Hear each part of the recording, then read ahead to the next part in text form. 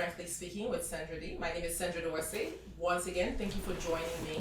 Today I have a guest that I am so grateful that he agreed to come on the show so that he could share his experience and leadership with you.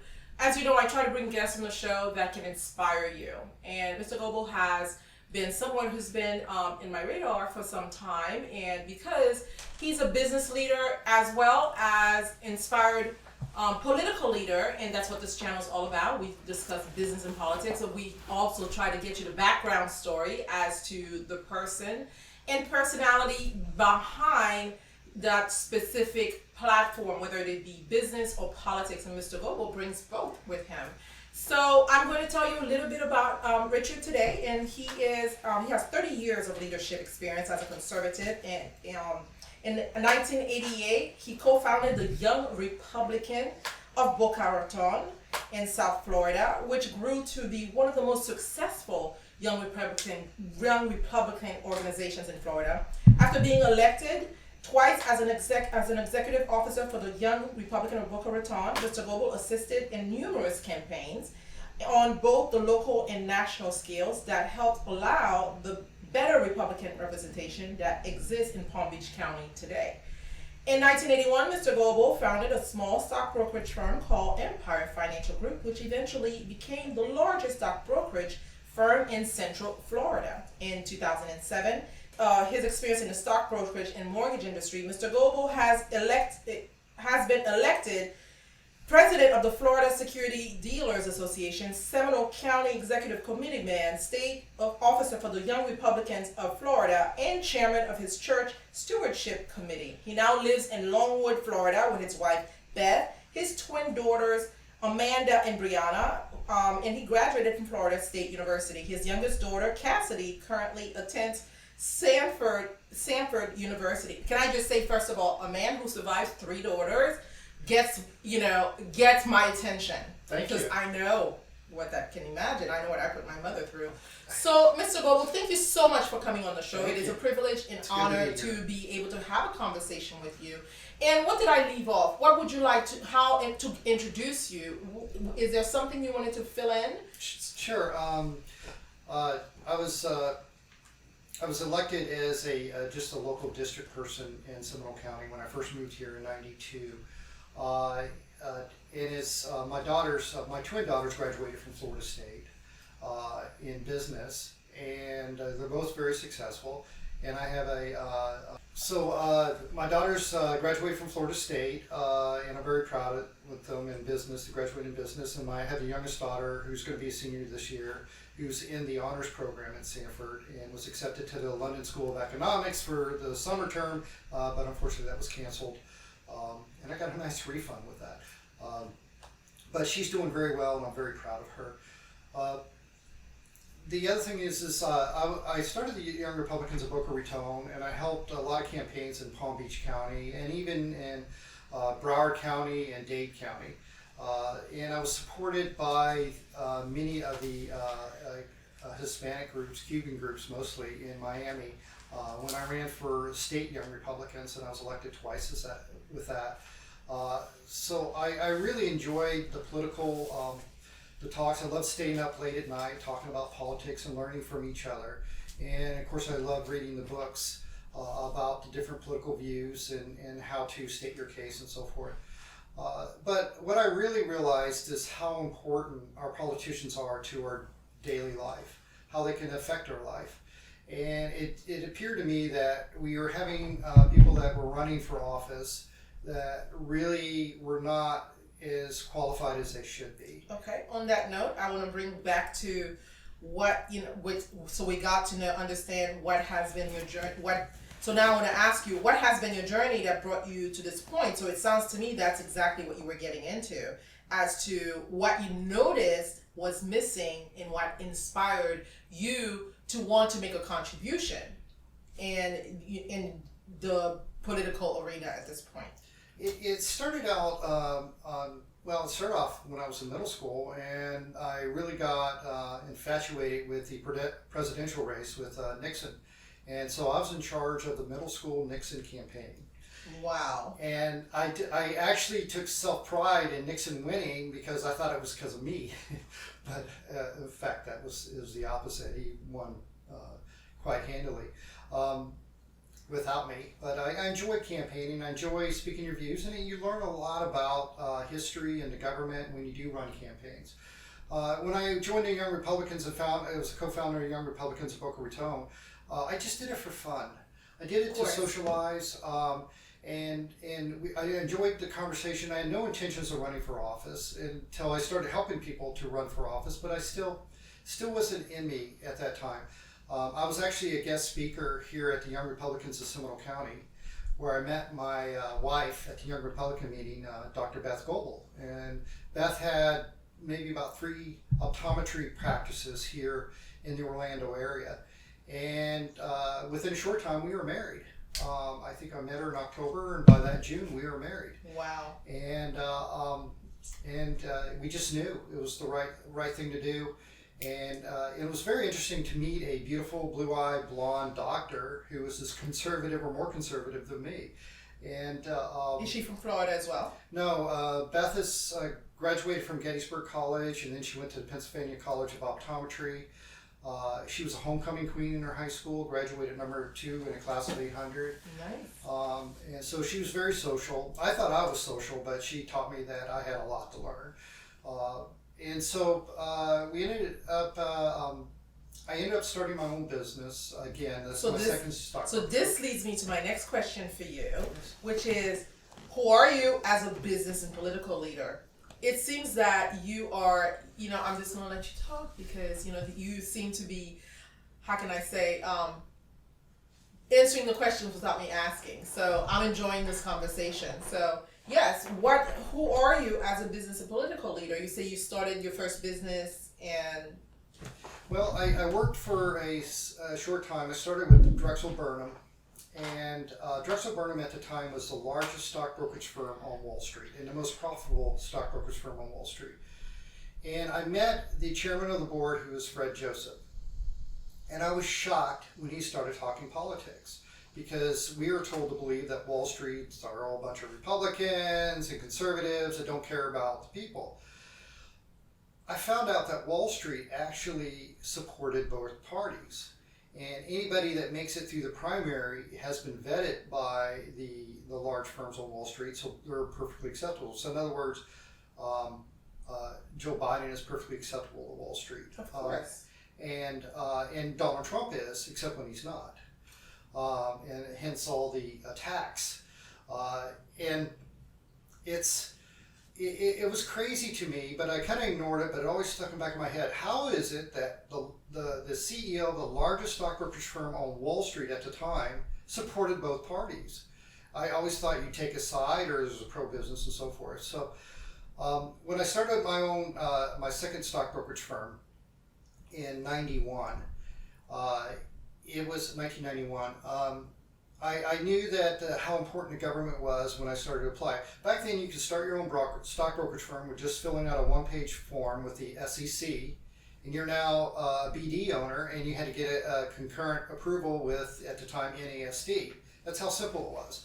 And all you needed was $10,000 in capital. And you can go to a firm. Our firm was Ameritrade. We clear our stock trades through Ameritrade, even though our customers only knew us. So I knew Joe Ricketts very well. And I did he's one of the first business transactions I did. And he had a great contract for back office banking. But I got away from politics because business is where we make the money. There isn't a lot of money in politics. You're always asking for money. Right. Well, I think that's ideal trajectory to earn your living, so that when you get to politics and you get a civil servant salary, that you're not inspired to be bought out by special interests. So that way you know that no one can buy you, which is what's happened with Donald Trump. And of course, this conversation is, leadership, political and business leaders, but not necessarily about politics. But your background ties into that because you're a business person who has had to get involved in politics because the financial world, you interact with political figures, in your everyday life as a business person, correct? That is correct. As a matter of fact, it's very crucial. Most of the politicians now are making a living off the politics. Yes. They didn't start their own business. There are a few good people, but the ones that are trying to make a living on politics really don't represent you. And donors are looking for those candidates. Donors are looking for somebody that will work for them without them having to stand out front and talk about policy. For all the things that you see going on today, all the things that you see being reported and being condoned in the media, they have donors behind them. There are a group of people that are saying this is perfectly fine, not only that you're doing what we ask you to do, but we're going to donate money to your cause. And so we need to elect individuals that have done what you have said, made their money. Look, I don't have to run. And I wouldn't run if John Micah was in this office, or Mike Miller was in this office, or Scott Sturgill, or any of the great Republicans that ran against my opponent and tried to beat her. But unfortunately, the big companies and the big banks are backing my opponent. And so when I'm getting donations, they know that I'm going to be looking out for this district. This is a great district and a great community. And we haven't had somebody in Washington, D.C. representing this district for us as a people and putting people first. And that's what I want to change. Of course, change is always good. Innovation and progress is always good. I think, the word progress has been tainted, because now you use it and it sounds so awkward because, the people who are using it have corrupted it. But progress is a good thing. So you want to make a progressive change, and progressive change, I say that with quite a strong intention, because the world has to evolve in a progressive way. It's just now that it's associated with certain way of thinking, which is socialism and, unfair practices, which means that only our freedoms are at risk here when you think progressive. But the word progressive is a great one. It has quite a bit of value. And I want to lead you back. And of course, I could, people who know me know I could talk politics all day, all night. I grew up in a political household.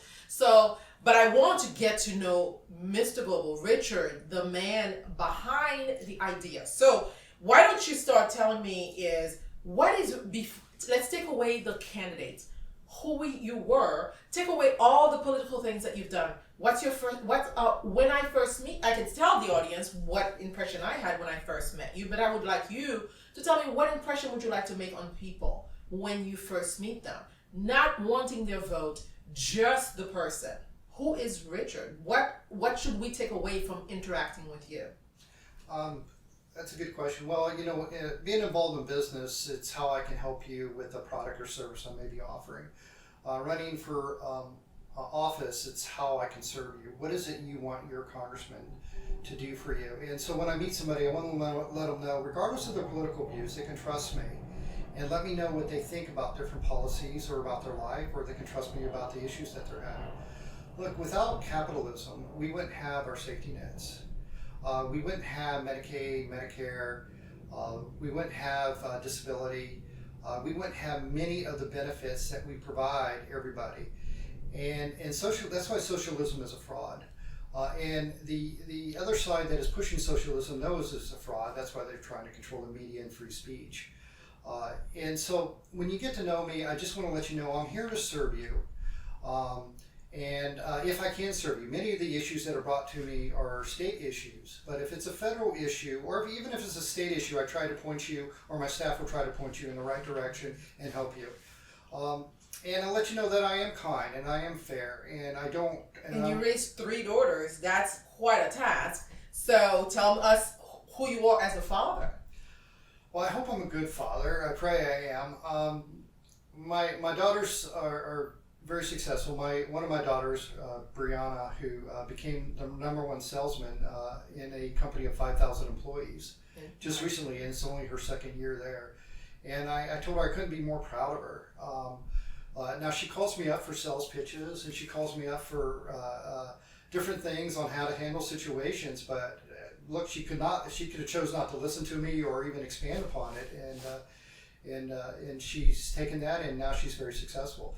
My oldest twin is very successful. She has a great job at a local company here, and she has a lot of common sense, and she's very smart, and I'm very proud of that. And my youngest daughter, Cassidy, is, by the way, all three of my daughters are beautiful, and God has blessed me with that, is just an exceller. When she started scoring the highest scores in her class, I think it really gave her a lot of confidence, and it was just getting into that point. It took a few years for me to learn that, and I think every parent should know that every child must believe that all their successes are theirs. And so when they get an A, you can't look at your wife and say, "We did it." You have to say, "You did it." You tell, but it's still tempting to say that. Although my wife had straight A's, so anytime my daughters had a B or B plus, it was my genetics, and I was reminded of that constantly. I'm sure. So I'm just very proud of them and what they've accomplished, and I just think they've already done enough to be successful in life, and anything else they do in the future is just going to be great.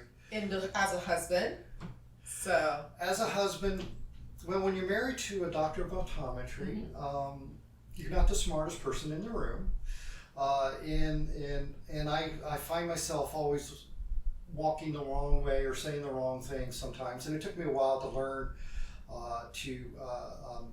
to work with my beautiful wife, who's very social, and it's great. I mean, I've learned so much from her.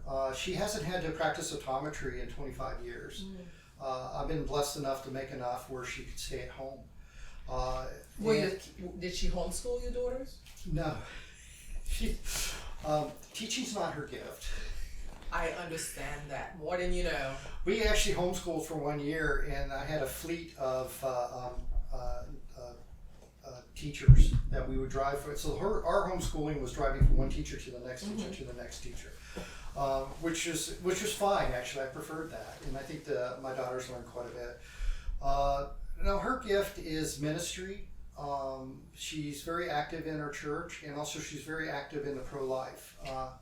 She at least twice a week, she's at the abortion clinics here locally. There's several locally, and she's helping to save lives. And that's fantastic. And these young girls that want to come up and kill their baby, she'll talk to them. And in a way, I mean, there are days where no one turns around. That's definitely essential in this world. I had a guest previously who talked about, human trafficking, and some of these non-politically correct topics are coming to the forefront because too many people are suffering. I think the age of social media, people are coming across more hot topics. Yeah. And because of alternative media as well as such as YouTube, people are having a voice, whereas the mainstream media was not necessarily willing to. Once upon a time, I think CNN used to do some investigative journalism, which I think that ship has sailed. But I'm stressing that people are still paying attention to what's important. So on that note, so we want to know. We want to keep knowing you, Richard. And what's the most memorable lesson that you've had with your family in your leadership, whether it was in business? I want to know about what did you learn from your parents and all that. If you can. The lesson from the parents, and the lesson from the marriage, and the lesson from being a father. Well, my father and mother met at University of Kansas, and my father was an full scholarship engineering student in ROTC. He joined a fraternity, and his grades dropped where he lost his scholarship. And back then it was hard to get an academic scholarship. And this was in Florida? This was in Kansas. Oh, Kansas, right. And he grew up in a small town called Caney, Kansas, and my mother's from St. Joseph, Missouri, and they met at the University of Kansas.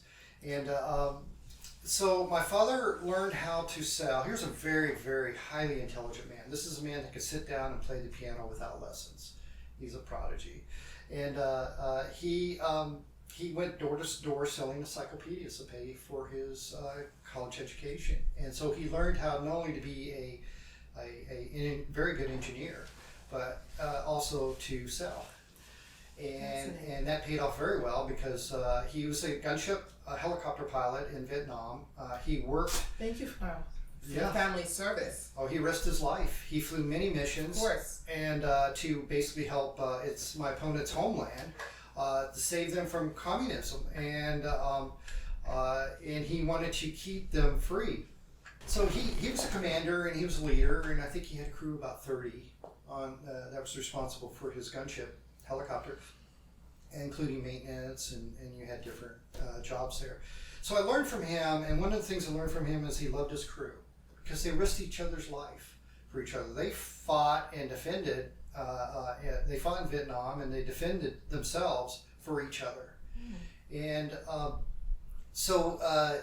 and my mother had 2 college degrees, one from Kansas and one from Wright State University, which is where I graduated from. And so she was very smart and very driven, and I kind of saw that. Once we were in high school, she went back and got her 2nd degree because fashion merchandise wasn't just a hireable profession outside of Wright-Patterson Air Force Base. So that was my first inspiration, by the way, fashion design and merchandising. Isn't it fun? I've evolved from that. Did you? my mother had a blast with that. I love clothes still. Yes. Even it works, and sometimes it doesn't work. But now, do you sew your own clothes? I used to sew actually, but then that didn't work for me. It required too much focus. Yes. And so no. Yeah. I like to be behind the money of the money behind the idea nowadays because I'm in finance too. But this is about you, so we have that in common. My background is finance, and I love it. So yes, I was born for to play with money. Yes. Yes. So you were saying this is not about me. We could have that talk. No, I love it. Right. I love to hear about that. Yes, but go ahead. Okay, so I learned my leadership skills essentially from my parents. I was quite an enigma for them. When I moved to Florida and I started my own stock brokerage firm, my father's like, "You're going to do what? Why? Why don't you just get a job and work for somebody?" And I really was unemployable. I'm a horrible employee, even though I worked my way through college. I understand. Yes, so you have that creativity. I think you must have inherited that from your mother because they do say that sons are like their mothers and daughters are like their fathers. So the creativity that your mother probably had from her fashion days, you inherited. That's why you wanted to be an entrepreneur. You wanted to create something. Well, it actually starts with my mother's father, my grandfather, who's also named Richard. He was a boxer, and he was 12-2 as a professional boxer, and he used that money to start his own furniture upholstery business. Interesting. And he actually had a full city block in St. Joseph, Missouri, and I would spend time with him. And I was telling Maddie, my staff, this story the other day he would plan to spend a whole week in his business. Well, by the second day, I was swimming at a pool of some apartment having a blast because I guess I drove him nuts on a Monday. And I remember doing that to my grandfather, and I said, "I'm going to be patient. They can do whatever they want." Sure. They would literally, I had a executive desk. They would crawl under the desk and sleep and take naps there. And one of my board members, when I was publicly traded, was sitting at my desk and looking at his emails. And he looks under the desk and sees my little daughter there. And he comes in and goes, "You have somebody sleeping under your desk." I say, "Yes, that's Brianna." So I learned from my parents a lot of things, but really the business owner was, his name is Richard A. Barnes. And that was your grandfather? That was my grandfather. And he taught me to be tough. And then when I started, one of the things people don't know about me is I'm actually at a black belt level.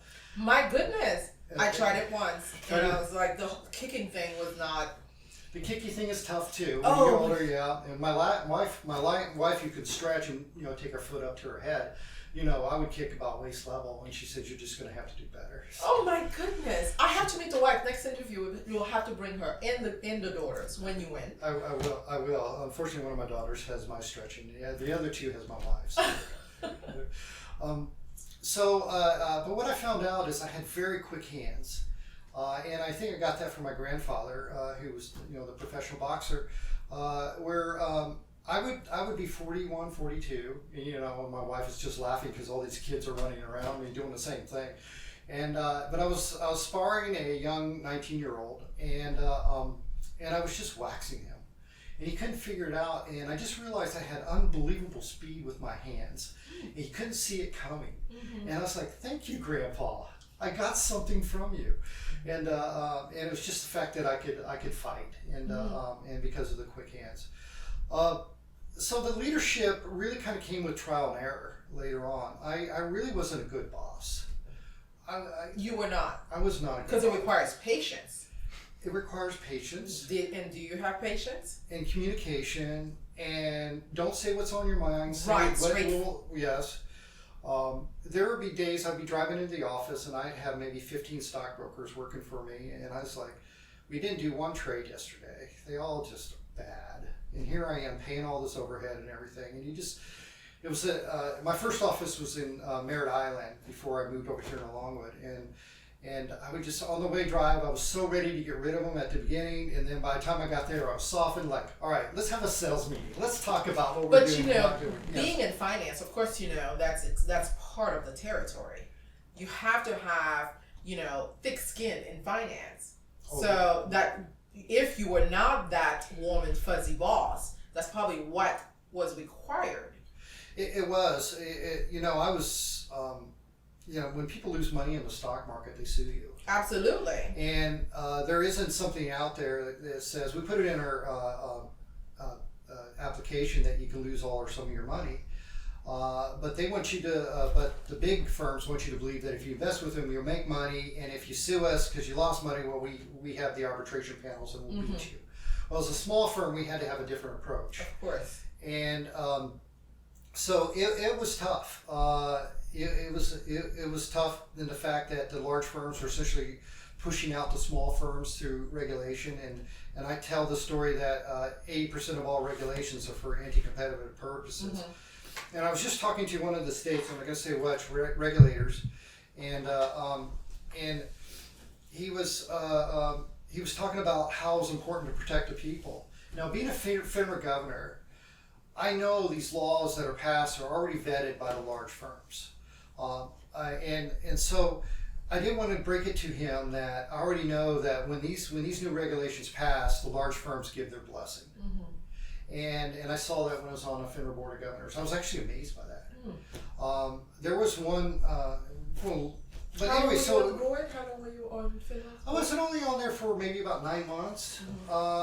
Great experience, though. It was a great experience. I ran against a wave of the financial crisis in 2008. And I was on the wrong side of that. There's a lot going on behind the scenes that people didn't know. So you were on the board when Hank Paulson was in office. He was the Secretary of Treasury. Yes. Did you ever interact with him? I'd love to have him on camera and have a talk about the financial crisis. Well, a little story about Hank Paulson. Please, and I can tell you all this is your show, but we talk about whatever you want. This is your opportunity. All right, so National Association of Security Dealers was the name of our association from 1938 all the way up to 2007. And they changed their name to the Financial Industry Regulatory Authority. They're no longer an association, they're an authority. Let me tell you how they got there. My goodness.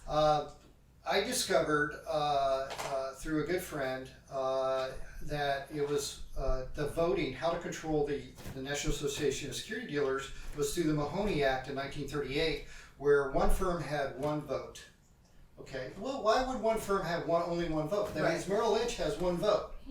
Even all the other feeder companies that they had one vote. As a matter of fact, they had maybe about 30 mutual fund feeder companies that all voted for me, unbeknownst to Paul Muldoon, but that's another story. So we took that one vote and we ran elections. And so instead of sitting there complaining about the overregulation from the NASD, we thought we would just take over the board because the Mahoney Act let us have one firm, one vote. So we ran elections, and I actually ran as a slate. I was the only one prospecting, and there's a local admiral here, Tyler Denman, who also runs the Mountain of Hope, and he's very active. He flew out of the Navy base many times, and that's how he ended up being located in Sanford because he met his wife here, Betty. I ran him for the board. And I ran an attorney down in South Florida for the board and myself. Mm-hmm. So there was only 3 open positions at the time. So elections come around, and voila, Admiral Ty Dedman wins. The attorney wins, and I don't. So we're saying, what happened? Right. What happened? What happened here? So we hired a firm to go audit the votes and found out my votes were missing. They were gone. So I had 2 of my supporters on the board, and I was not. No one to contest. The only person to contest an election would be to the SEC. Mm-hmm. Well, the SEC is very good friends with the people that I was running against. Right. So that wasn't going to work. So so we ran another election, and this one wasn't. What we did is there were district offices for judiciary councils. Mm-hmm. We call them Sure. district judiciary councils. There's 3 on every one. There's 11 judiciary councils throughout the United States, and these councils will hear cases of sanctions being brought against stock brokerage firms and individual stockbrokers. So I got together with my buddy John Pasaka, and we said, why don't we run all 35 positions? And we'll just get anybody that's with a small firm, and we'll run them, and we'll get the votes for them. Mm-hmm. And we elected 30 out of 35 positions. Well done. Well done. So we controlled 30 out of 35 positions of the judiciary portion of the regulatory body for the securities industry. My goodness. Well done. Well, quite an accomplishment. It was an accomplishment, so we were very proud. Well, then we got a phone call from the oligarchs. Stop what you're doing. Right. We'll take you out. Is that what we call the deep state of the financial? It is the deep state. It is the deep state. There it is, right there. Yes. Richard, you're a great guy. Then they came in and they offered me $15 million for my company. Oh my goodness. But I said, I think it's worth a little more. One thing we know is that the deep state has lots of resources. Right, I thought they could fork over more money, and they said they could. And I found out later they could fork out over a lot more money. And I just want to say on this channel, we do not believe in any conspiracies. We only discuss what we know can be proven. This all can be proven. This all can be proven. And so they would fly down to a nice resort in Disney. Maybe they were visiting with their family, and they'd come down and talk to me and said, Richard, stop it. Right. Stop it. And I said, who are you? Right. I mean, this is a free country. Absolutely. Who are you? So, they told you, no, it's not a free country. You believe that, but it's not free. We will find out later. We will find out later. So, we actually were there were 4 more positions for the board. And so there's only 15 members on the board. I already had 2 guys, and we're going to add 4 more. That would give us 6. That would give us quite a bit of control, because that would mean industry professionals were on the board instead of the hand-picked non-industry professionals, which is typically what the CEO would pick. Mm-hmm. Oh, it stopped everything. We had Lee Greenwood. Does anybody remember Lee Greenwood? I do not. He has a song, Proud to be an American, because I know I'm free. Is that the song that President Trump plays at his That's right. rallies? Lee I Greenwood. love that song. I've gone to sleep listening to that song. Proud to be American, proud to be free. You know, I've come to appreciate the privilege of being an American citizen. It is. And we were running him with us on the board. Interesting. So we called up Lee, and actually my friend and John Pasaka met him on a Disney cruise, and they were drunk karaoke together on a Disney cruise, and that's how they met each other. And as God would have it, we got a hold of Lee and said, how would you like to run for the NASD Board of Governors? And he would say, you know, I started out as a blackjack dealer before I made money with singing. And I'm all for small business. And I do want to represent the small businesses with the NASD. So the word got out that our slate was going to be me and a few other people and Lee Greenwood. Mm. Oh, that ended everything. That ended everything. NASD called an end to all elections. Elections were done till further notice. And we have a buyout. I'm going to get to Paulson in a minute. We have a buyout from the New York Stock Exchange. And we accepted their buyout offer, which is going to change the makeup of the Mahoney Act regulated National Association of Security Dealers. So elections will stop, And instead of controlling the entire board, you small firms out there can only vote for 3 positions, and we're going to increase the board to 23 people. Okay, and we're all going to vote on it. And we're going to take up your voting rights, because right now your voting rights say you can vote for any board member. And they paid everybody $35,000. Well, where did that come from?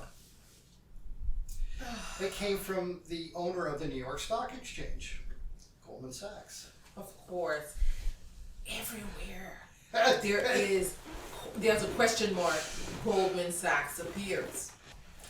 So all the elections were done, and then Mayor Shapiro, who ended up being the chairman of the SEC during the financial crisis, was going around doing these road shows trying to convince small firms to give up their voting rights. And this was in what area? 2006 and 7. What's mayor of what city? What county?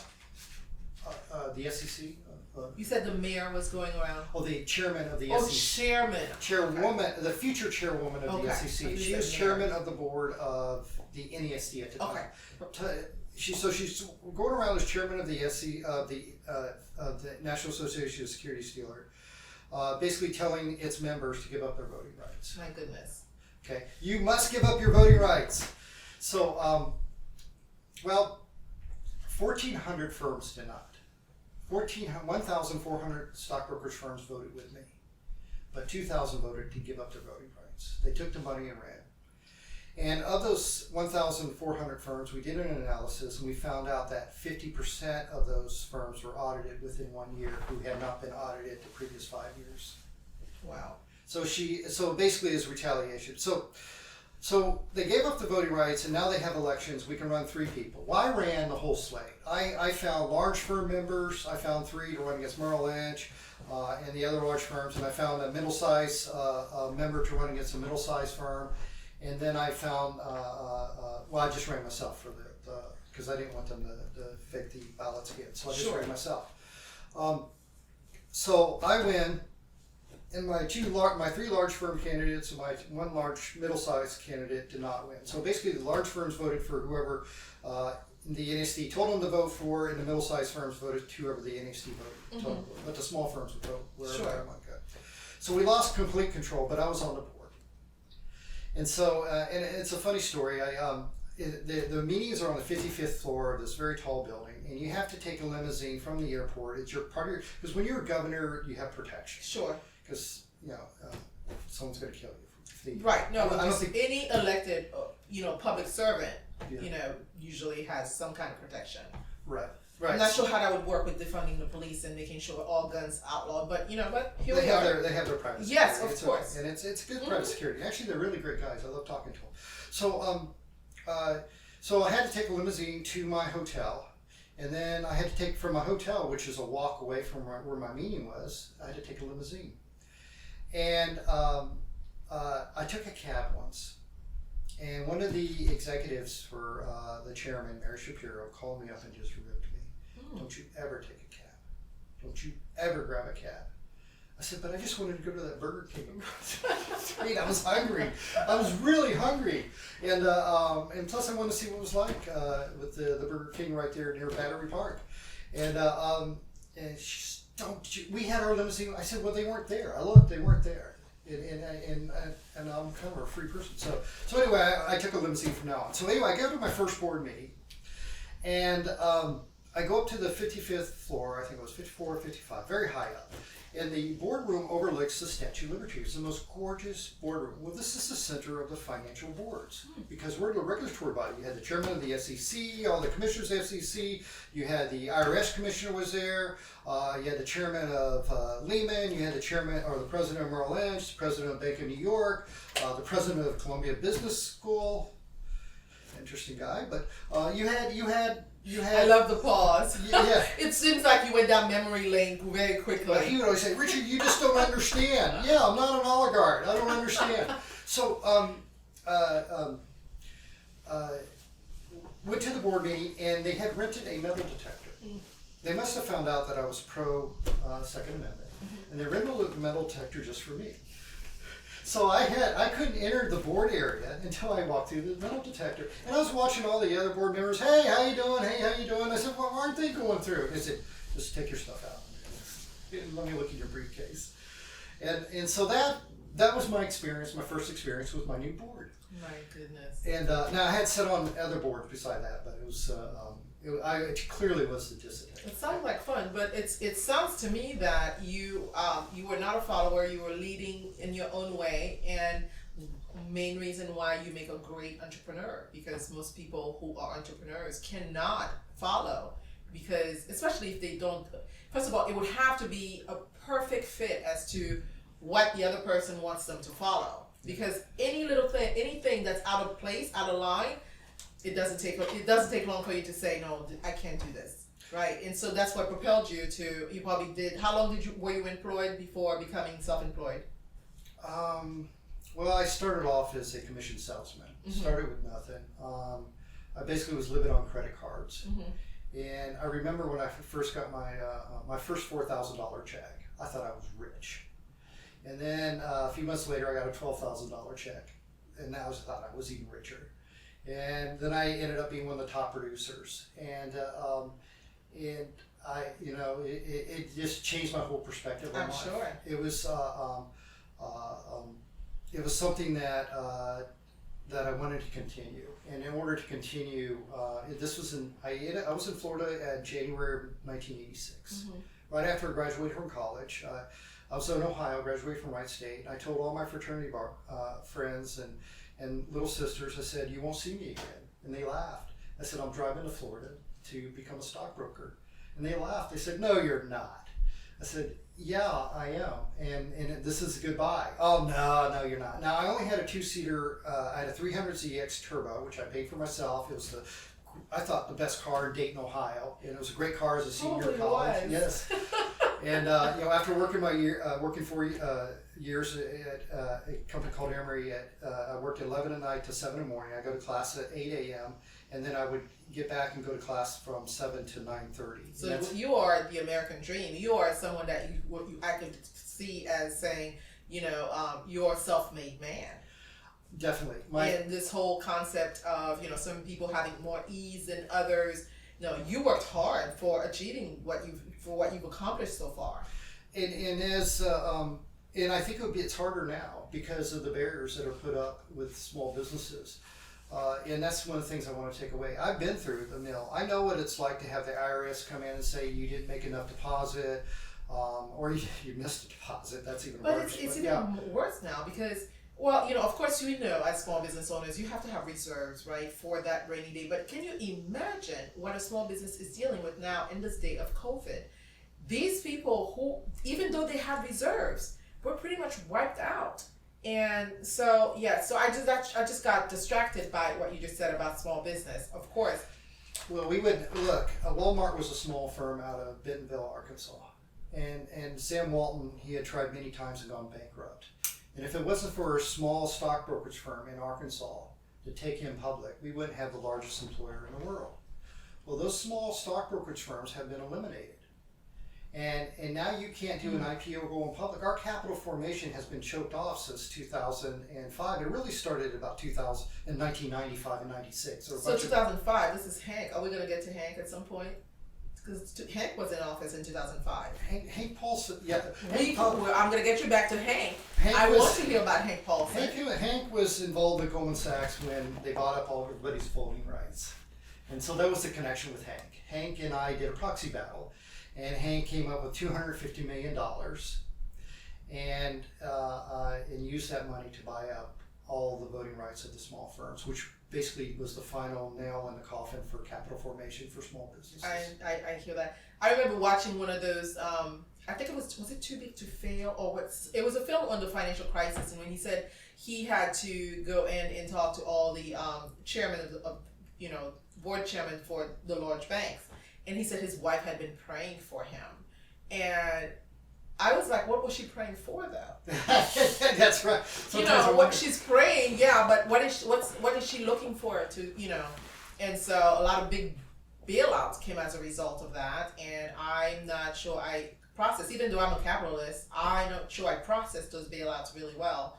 But go ahead. So that's your experience with Hank Paulson. Well, the biggest lie on Wall Street is that they were surprised by the financial difficulty. One thing I discovered being on the board of governors, this had been going on for more than a year. And we would actually you had the numbers that the public would see that were filed with financials and so forth, and then you had different numbers, which is the numbers we were looking at. And this is my final death knell, I guess it is. When my final board meeting with FINRA, when we went over the financial crisis, and this was in April 2008. And we went to the penny. What happened is not only were the banks and stock brokerage firms and upside down by trillions because of the mortgage-backed security market was collapsed, but the municipal bond market had collapsed because of the larger firms pushing for getting rid of the specialists on the municipal bond market, so there are no bids. Sure. So everybody, in addition to the trillions, now we were upside down another $67 billion. And 3 weeks before, Empire Financial Group was just sanctioned over. I'd split up many years before. I wasn't involved with Empire Financial, but I still had a heart for them. And so here I am. I'm reading those sanctions. They were shut down for a week because of the way they listed a payable on their balance sheet. $60,000 payable. It was a mistake, so they're shut down. They got it corrected, and they shut them down. And yet everybody else is insolvent. So you just shut down a small firm for really a technicality when you guys are unbelievably insolvent. They didn't play nice. That's probably why they had been blackballed a long time ago, and they're like, this is the day we get them. You get them. So I said that in the board meeting. I said, you got to be fair to everybody. Absolutely. You have to be fair to everybody. You can't sit there and be so in trouble. I said, since you guys are so much in trouble, I was elected to represent the small firms. Why don't you give the small firms a break until you all clean up your acts? The chairman of the New York Stock Exchange looked at me. After a 20-second pause. There's 23 people in that boardroom. There's maybe 50 people staff behind you. Okay, so they're all sitting there and you can hear a pin drop. And I was kind of thinking to myself, what did I say? And they thought it was a threat. They thought it was a threat. That if I didn't do what I told them to do, they thought it was a threat. 3 weeks later, they came in with 5 pounds of paper and did an ex parte receiver who did an ex parte bankruptcy, shredded all their documents, and made me spend 6 years of my life to fight and prove myself innocent. Oh my goodness. So I want to say this. This is being a finance junkie, political finance junkie, I love talking to you. I know I said the backstory, but this is something I could, because I remember I work for Bank of America, and I remember I was in business and mortgages, and I remember those loans, and I had a mortgage company in Miami, and eventually got into understand how the subprime market worked, and I said, this is not sustainable. This was not, and I moved to the UK in 2004 because I saw it coming. In 2003, I said, how are we providing people with mortgages like this? And and of course, I'm a paper person. But when I was seeing what people were getting approved for, I was approving them. I mean, I was getting my loans approved, but I was just like, I can't believe this got approved. So I saw where that was going. I would love to have you back on the show so we could talk about, do a special on the 2008 and how we come back from that in 2020. And are we going to see a repeat of that? But on that note, I would like to bring you back to absolutely back to the other. Yes, back to you, and of course we are almost out of time, and I wanted to talk to you about as a spiritual man or religious man, being in capitalism, because that was a defining moment for me. Because when I was in banking, I was becoming deeper into, I was grounding myself more in spiritual and religion. And I realized that that's not necessarily the path for people who choose to be closer to God. And so how do you maintain that balance? Yeah, well, you have to have both. Look, if you don't have spiritual guidance, you can't be successful in this world.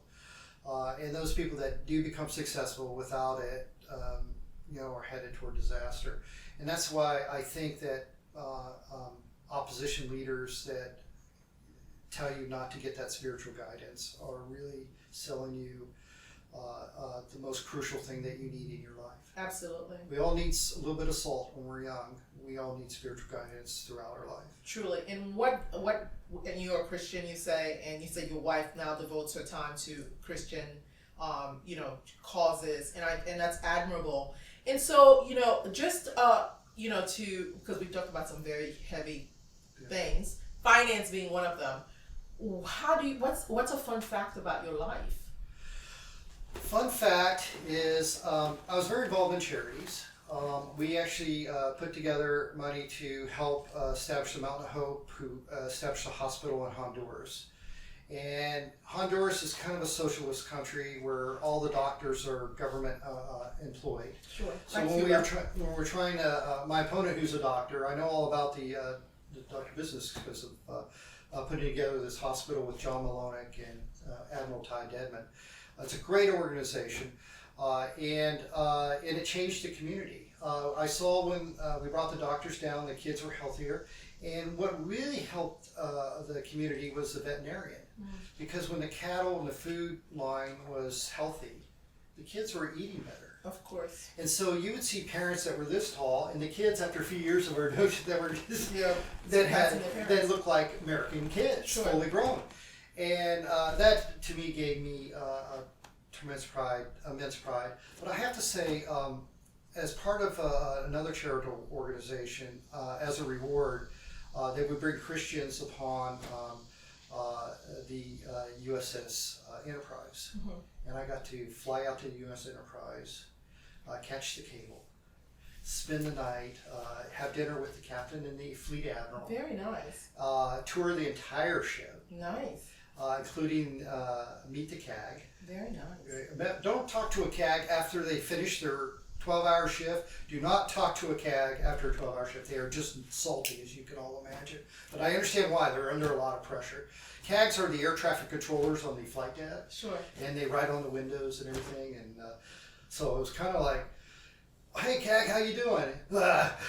So you got to be with the actual staff, or was it the crew? Is it? You got to be with the crew. Never got any sleep because the planes were landing all night. And of course, the VIP headquarters is right under the deck. So you had a glimpse of what your father must have gone through, because when he was serving. He was the Air Force. Yeah. But yes, I did, and I really respect it. These are the best and brightest of America. Indeed. These men and women that serve in our military are just unbelievably incredible. And even I felt old because the admiral looked younger than I did. And right. I was like, oh my goodness, you're like too wisdom that you had that he doesn't have. Yes. As I move forward in my life, I think about all the wisdom that I have. I'm definitely more contained now and more, how can I say, steady than when I was balancing with energy and all that. But that's how I. That's what it sounds good, right? Yeah, yes, I was telling myself when I was looking at this young baby 2-star admiral who was running this entire Enterprise fleet. But he was very nice and very generous and very social. So that was probably one of the best experiences I ever had. All right. Well, so on that note, I would like to say to the audience again that Mr. Richard Goble is running. Thank you so much for being on the show with us. And I would like to come back so we can talk all things finance. Yes. And so that would be another conversation. We could go on for hours with that. And so I would like the audience to reach out to Richard. Richard, how can people reach you? Well, my web address is gobleforcongress.com. That's GOBLEFOR Congress.com. Or you can call us at 407-339-0002. 407-339-0002. And of course, our email is campaign@gobleforcongress.com. That's campaign@gobleforcongress.com. Do you have a Twitter and Facebook account as well? We do. It's Facebook. Well, the website will give you all of that. Yes, so make sure to go to the website and reach out to Richard. If you are in District 7, especially, you should find out. And I want to say thank you to all of you. And any final words from the guests? No, God bless you. I am truly representing you. I'm not controlled by any donors. I'm certainly not controlled by the large oligarchs. I will be fair in Congress. I will always look out for our community, and I'll put Central Florida people first when you elect me to Congress. I appreciate appreciate it. I'm not sure if most people are going to be from District 7 because, of course, this is YouTube. And hopefully you're from all over the world, but all over the world can send Richard all the luck that he needs. That doesn't mean you don't cast a vote. I always say that mental energy and prayer does so much more sometimes from the physical action. So do what you need to do to get this man in office. Thank you so much. I so appreciate you spending time with me. And hopefully you'll come back and maybe we'll have Dr. Beth with you next time. I'd love to hear about the proposal and that 6 months courtship. So, in your beautiful daughters. So, thank you again for being with me today on Frankly Speaking with Sendra D. Subscribe to the channel and leave some comments. Let us know what you think and what you'd love to hear next time. Have a wonderful day. Thanks for joining us for another episode of Frankly Speaking with Sendra D on Sendor TV. Please subscribe to the channel so that you can be notified when a new episode is uploaded. Also follow us on Instagram and on Facebook, and we definitely appreciate you being part of this community.